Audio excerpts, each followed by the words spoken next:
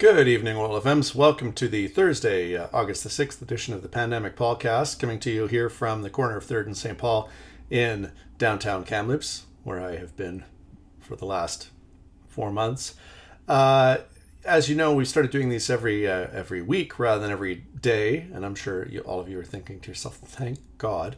Anyway, of course, I chose Thursdays to do these every week because what better way to celebrate Thursday than, of course, marking Poutine Thursday with a little bit of poutine from Alchemy Brewing. But it also occurred to me that, we had our weekly schedule going, and some of you might be missing Thai Tuesday. So I thought, well, let's have Thai Tuesday at the same time. And of course, a little wine Wednesday. A little Bravado Brewing here from Kamloops, Bravado Winery. There's some of their nice Pinot Noir. So lots going on in the world of open learning, of course, and it's been a very busy week for us. So I'll share with you a little bit of news from us. First of all, enrollments have been really, really strong this year. Month after month, we have been exceeding our previous year's enrollment by significant numbers. Still up this year in July compared to July last year, about 3.5%. But July is always typically a time where it's a little bit slower for us. But it's a little bit farther back from the double-digit growth we've seen over the last several months. But I certainly expect come August and September, we're going to see a huge surge in enrollment for us. So that's good news.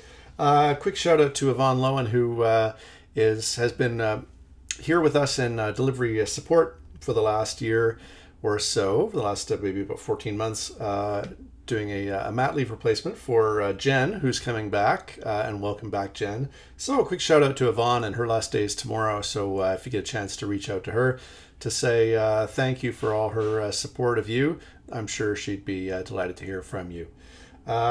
We do have, as I mentioned the last couple of weeks, a Moodle upgrade coming, and we're jumping right ahead to, I believe, Moodle 3.9. I think it might even be 3.9.1.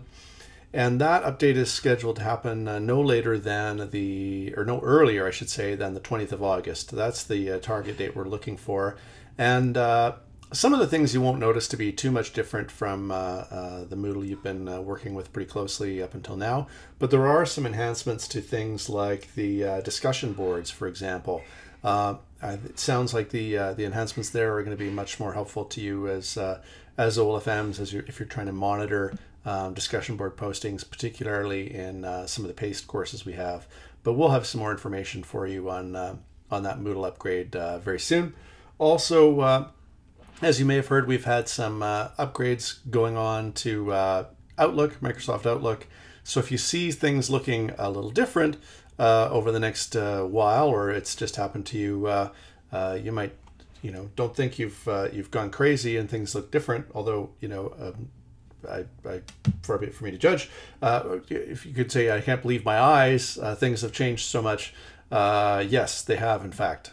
So your eyes are not playing tricks on you. Outlook has changed a little bit.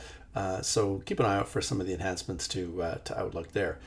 Finally, I wanted to wrap up by pointing you to, and I'll include this link in our email for today, a piece that came out last week, I think it was, in the Kelowna Now newspaper, and it was a sponsored piece written by TRU. But it's really excellent and talks about TRU's efforts to support faculty and students from across the university over the last several months, and it features quite a nice